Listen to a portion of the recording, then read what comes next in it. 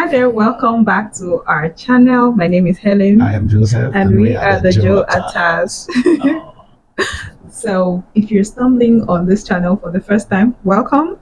Please like this video and subscribe. Here we talk about faith, we talk about marriage, talk about relationships. All right. And I know that the videos that we've shared in the past, and even this one you're watching right now, will be of immense blessing to you. Definitely. All right. So we are still on the Q&A series for singles, and we've been answering a couple of questions that we've gotten from singles and that we've heard singles around us ask us over time. So what's today's question? All right, so today's question, she said, I'm in courtship with this guy. We're both Nigerians and we're from different states of the nation. I like him a lot and I guess the feeling is mutual. And currently we're undergoing premarital counseling. But the problem, my concern is the way his parents are receiving me is, communicating a message of disapproval. Should that be a red flag for me? Wow. Okay, so for me, I would say not necessarily a red flag because you're not marrying your parents. However, it should be a concern because in Africa, when you're marrying into a family. That's right. Right. So in the Western world, people even get married without inviting their parents. Right. Here we are typically very traditional. Very. And there is the traditional way of doing things. So when you're getting married to not the man alone, but to his family. So parental consent is key. Absolutely. Is key. And even in the church, so you might want to say, oh, I love this person and I don't want anything to come in between me and him.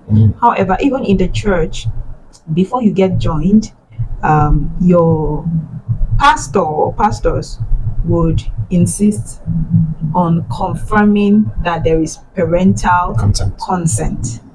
So it's something that you really should look into. So don't just wave it aside and don't just ignore it.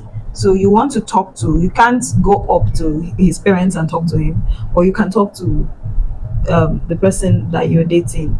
Say something like, I've seen the way that your parents receive me and it's bringing questions to my mind. What is happening? Are they okay with us getting married? Do we have their blessings to get married? So you want to make sure they don't have to like you. So this is not you trying to get on their good side or in their good books. No, your in-laws do not really have to like you for your marriage to be successful. All right. But your marriage should not be without parental consent, because then you're signing up for battles. Yeah, that you're not sure if you have the capacity, except you're sure of your physical and spiritual capacity. Because again, if this person is not the type that wants to completely leave his family and forget about his family and live his life, he still wants to relate with his family, he still wants his family have them over and all of that, then you're just most likely going to have a lot of troubles in the marriage. So you decide if that's a fight you want to fight. But like I said, it should be a concern. You should talk to the person you're dating and get them to talk to get him to talk to his parents and make sure that we're all on the same page. So you don't have to like her, but she's the person I'm marrying. Are we good?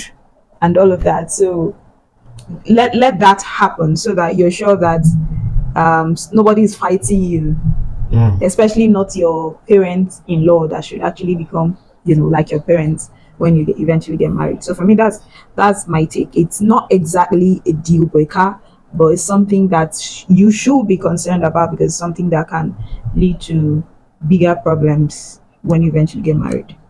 All right. So coincidentally, someone asked me that question recently, directly. Yeah. And the answer I gave the person is exactly what I'm going to, say. The truth is, like she rightly said, in African society, family is a big deal. Yeah. And when you're getting married, especially if you are the lady, you want to get that security that is beyond the man. Yeah. Because you may need someone to call that he listens to. Yeah. So if you're already in a battle with these people before you came in, then it means you're just alone in that house. Absolutely. Just about anything can happen to you. Yeah. So but if it is if it's the guy, you're on your own. He's the one that came to propose to you. He has to make sure that anybody that should like you. Yeah. Yes. If he's not able to make everybody accept that this is the woman he wants to marry, it's his problem, because you don't have to force him to marry you. Yeah. So it is his responsibility. You don't have, because I see some girls who go and then you just visit with them and you're just all over the place trying to buy into the heart put of up just put up some pretentious appearance like just so that they'll like you. Don't need to do any of such. Absolutely. Like when you came visiting my parents, you are my visitor. Yeah. Yes, you are my visitor. I didn't have to do anything. You don't have to do anything. To please anybody. No. In fact, I didn't do anything. That is what it's supposed to be. You are my visitor. So they are supposed to host you. Yeah. So that is how to behave. Don't go there all over the place trying to please them, so that they can like you. It is not your duty to do that.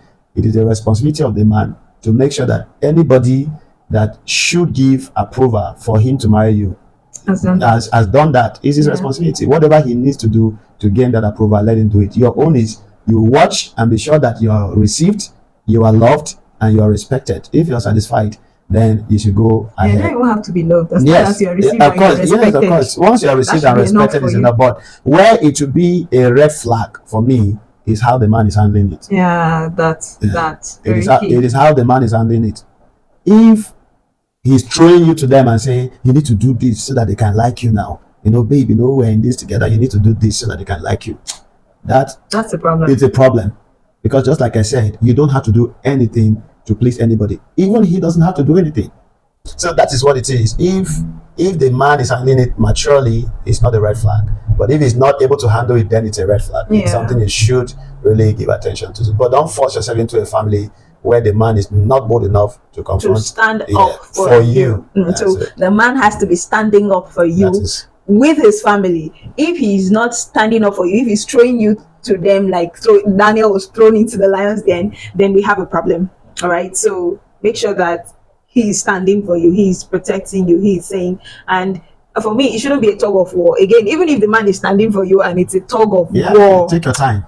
I think you guys should give it time. Take your time. Give it time, because most times the time would now help to balance things out. Sometimes if it's a tug of war like that, it means that maybe God is even saying something and you're not aware. So give it time, allow things to breathe, and see if that that war subsides and they begin to ease up to you, or if the whole thing becomes a deal breaker. So and finally, what you need to do is pray, because most times that may be a sign, because God can use resistance. Remember, in the marriage you're praying, God, if it is not your will, let it not work. So have an open heart.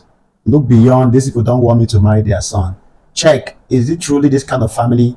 Is this family the kind of place I want to be? Pray and search your heart and have an open heart. If in the course of all of this you get a nudge that this is not really what you bargained for, it may just be a pointer to you that this is not the person. It can become a testimony. Yes, it can be a testimony, because the fact that you love each other does not mean that you marry each other. Because love alone is not enough to sustain marriage. All right, I hope we did justice to this question. If you have other concerns, please do it to send us a comment in the comment section. And if you want it private, there's an email that will be attached to the description of this video. Let's have your concern or contribution. We will be glad you did. All right, thank you for watching. Please subscribe if you haven't, and we'll see you in our next video. Bye-bye. Bye.